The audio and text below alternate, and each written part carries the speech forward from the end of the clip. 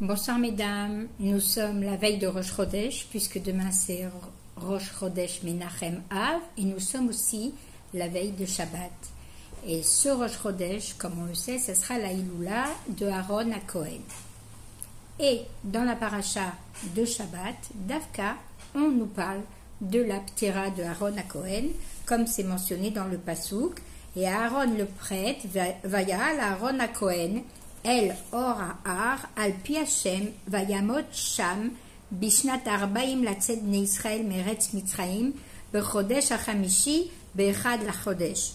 Et Aaron le prêtre monta sur la montagne de Or Ahar, selon la parole d'après ce cachait l'ordre d'Akadosh Baruch Hu, et il y mourut là-bas dans la 40e année après la sortie des enfants d'Israël du pays d'Égypte, le premier jour du 5e mois.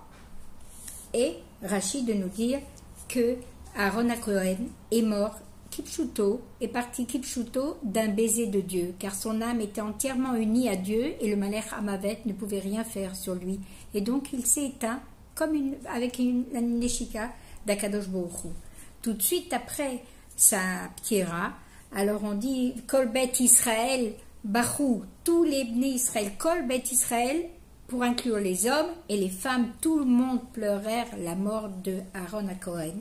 Car Aaron à Cohen, tout le monde l'aimait, car, comme on le connaît, il était Ohev Shalom, Rodef Shalom, Ohev et Abriot, ou Mekarvan la Torah. Aaron à Cohen, comme la Mishnah le décrit, il était quelqu'un qui aimait la paix, qui recherchait la paix, la poursuivait, aimait les êtres humains, les créatures, et les rapprochait de la Torah. Aaron à Cohen, la mission d'Aaron à Cohen était donc de faire l'union entre les bénis Israël et de les rapprocher d'Akadosh Baruch Hu. Et tout de suite après sa ptira, le Passouk nous dit Vaishma Kanaani Melech Arad. Le roi d'Arad, le Cananéen, le roi d'Arad, entendit. Mais on ne nous dit pas ce qu'il entendit. Rachid nous dit il entendit que les nuées de gloire avaient disparu. Pendant tout le temps de la durée de vie de Aaron à Cohen, les Anané Kavod entouraient d'une manière makif tout le campement des Bnei Israël totalement et globalement. Toutes les tribus, elles étaient recouvertes ensemble par ces nuées de gloire. Et ce fait-là symbolise parfaitement quelle était la mission de Aaron à Cohen sur terre. Et bien qu'on sache que, et c'est par le mérite de Aaron à Cohen que les Bnei Israël avaient pu être protégés durant tout leur séjour dans le désert et pendant toutes les 42 étapes qu'ils ont traversées pendant le temps où ils étaient 40 ans dans le désert, c'était par le mérite d'Aaron qu'ils ont eu ces Anané Kavod qui les protégeait et du soleil et du froid et qui balait et qui les protégeait et qui leur apportait la lumière et le bien-être, on peut dire. Moshe, par contre, par le mérite, c'est vrai que par le mérite de Moshe Rabbeinu et de Myriam, Moshe, grâce à lui, les Bnei Israël ont reçu la manne, et Myriam, ils ont eu l'eau du puits, mais c'était aussi par leur mérite, c'était des bienfaits miraculeux qu'Akadosh Baruch Hu leur a apporté au Ham Israël, mais chez Moshe, c'était distribué de manière limitée et mesurée. Myriam, l'eau, elle jaillissait du puits de manière continue, mais chacun buvait aussi de manière limitée ce qu'il avait besoin. Par contre, les Anané à Kavod entouraient le peuple sans distinction aucune, sans séparation, dans l'unité totale d'une lumière infinie. On voit à tel point la qualité d'Aaron à Cohen principale qui était l'amour de Dieu et l'amour du prochain, et surtout l'amour du prochain se reflète même dans son nom. Aaron s'écrit avec Aleph, He, Resh, Nun Sophit. Quand on prend He, Resh, ça fait le mot Har, comme une montagne, pour décrire combien l'amour de Aaron à Cohen était très grand.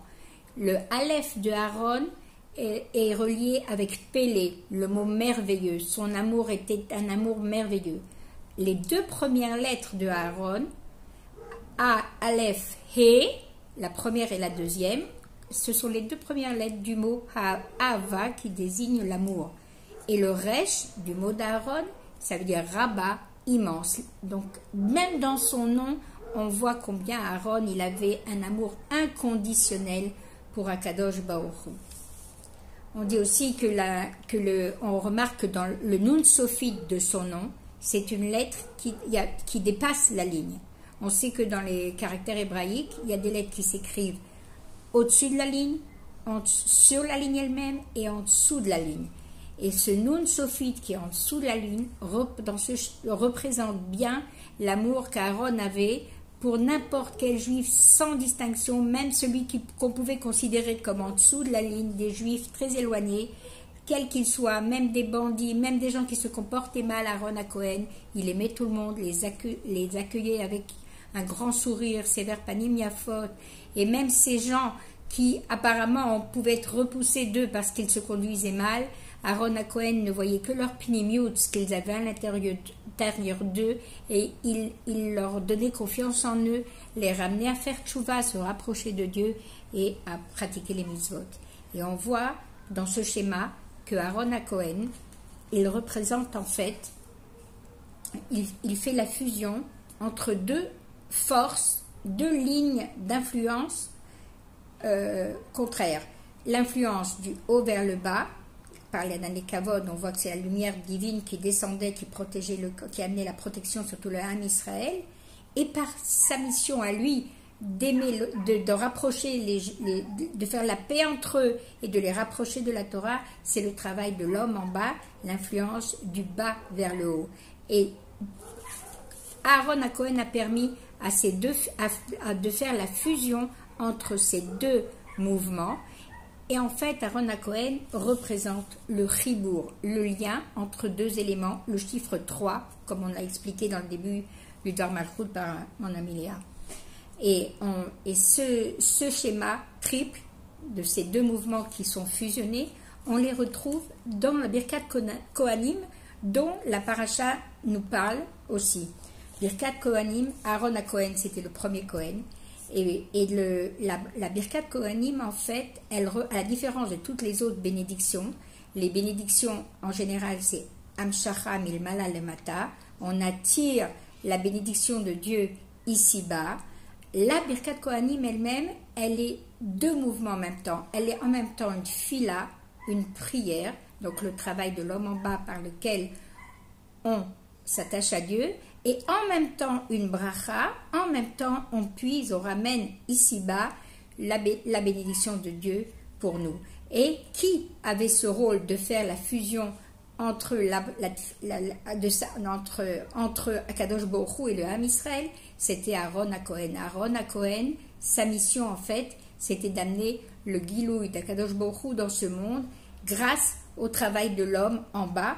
Et on peut dire que c'est un matzav de Géoula, c'est un matzav Géoulati. Et le Rabbi rajoute sur la grandeur de la mission de Aaron à Cohen et de son travail sur terre, que sa grandeur, elle se reflète en particulier dans le jour de Saïloula, le premier jour, Rosh Chodesh, du 5e mois du mois de Menachem Av. Le premier jour du mois, Rosh Chodesh, on sait que Rosh Chodesh, il inclut tous les événements du mois d'une manière générale sans rentrer dans les détails de chacun des jours du mois, des jours de la semaine.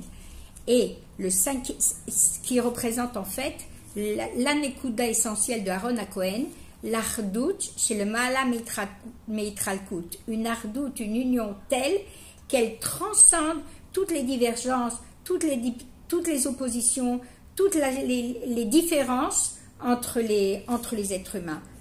Tout ça dans le même but pour nous réveiller l'amour d'Akadosh Baruch Hu envers nous et se rapprocher de Dieu. Maintenant, il est Niftar le 5e mois et le Rabbi précise que ce cinquième mois, c'est le Menachem Av, et dans ce 5e mois, par la avoda de Aaron à Cohen, on démarre la avoda qui nous prépare à l'année nouvelle. Comment? Puisque la première partie, c'est le travail qu'a fait Aaron à Cohen, Ani le Dodi. Ani le Dodi, je suis à mon bien-aimé, c'est l'effort de l'homme vers le bas, vers le haut, du bas vers le haut, l'effort de l'homme, le travail de l'homme de se préparer à la nouvelle année pendant tout le mois d'Elul. Donc Ani le Dodi, c'est le travail des Bnei Israël pendant le mois des Loul. Vedodili, par notre avoda à nous, on mérite qu'Akadosh Baruch Hu, il dévoile son amour envers nous. C'est ce qu'on va vivre pendant tout le mois de Tishri et c'est ce qu'on vivra aussi dans la Géoula grâce aux efforts de tous les Bnei Israël dans l'application de Torah Mitzvot pendant tout le temps de l'exil et tout ce qu'on a fait. Et en fait, c'est l'union de cet amour de Dieu et des Bnei Israël ne sont que le reflet de Havaraba, du grand amour d'Aaron qui vient de Rosh Chodesh. Donc de Rosh Chodesh Av, on arrive à l'union entre les Bnei Israël et Akadosh Baruch Hu. Et Bezrat Hashem, en faisant ce travail-là, alors on rapproche la délivrance. Et c'est ce que le Rabbi précise dans le Dvar Malchut de Massé. À la fin de Massé, le Rabbi précise qu'on voit qu'il y a un lien direct entre la conduite d'Aaron et la Géoula Amitid Ve'Ashlema. Mais tout d'abord, qu'est-ce qu'on apprend de tout ce qu'on vient d'expliquer? Donc il est clair que l'attitude d'Aaron à Cohen nous enseigne l'importance de l'union, de l'ardoute, de la fusion, de l'ardoute qui dépasse toute division. Comment on peut arriver? Dafka, en suivant l'exemple de Aaron à Cohen, comme nous l'enseigne la Mishnah, Eve mital midav shel Aaron, soyez, c'est à l'impératif, on doit être les élèves d'Aaron, on doit adopter la conduite d'Aaron. Et il ne s'agit pas seulement d'une histoire de oui, je vais essayer de le faire. Non, c'est à l'impératif, c'est un ordre. Akadosh Baruch Hu, il attend de nous qu'on soit mamash les élèves d'Aaron à Cohen. Comment? En commençant par aimer la paix et à rechercher la paix et à aimer l'autre sans limite et sans aucune raison pour les rapprocher de la Torah. Et le Rabbi, donc, comme je l'ai dit juste avant, il met l'accent sur ce point-là, que Avat Israël, l'amour du prochain et l'union entre nous, c'est une condition essentielle à la Géoula. Pas seulement parce que on voit que la Iloula de Aaron à Cohen, elle tombe pendant ces Ben Amtsarim et surtout à l'entrée des 9 jours qui marquent la destruction du Beth Amikdash, et on sait que la cause du Beth Amikdash, de la destruction du temple, était Sinat Rinam, et que pour réparer la cause de l'exil, alors il faut redoubler d'Avat Israël. Mais le Rabbi dit que cette cause, elle est déjà amplement réparée. Maintenant, ce qu'on attend de nous, puisqu'on se trouve au seuil de la Géoula, elle est à la porte, ce qu'on attend de nous, c'est une autre sorte d'Avat Israël et d'ardout et d'union qu'Akadosh Baruch Hu attend de nous. C'est une union telle qui est un avant-goût et le début de la Géoula. C'est-à-dire qu'on peut déjà commencer à goûter quel amour nous allons partager dans la Géoula, si Dieu veut.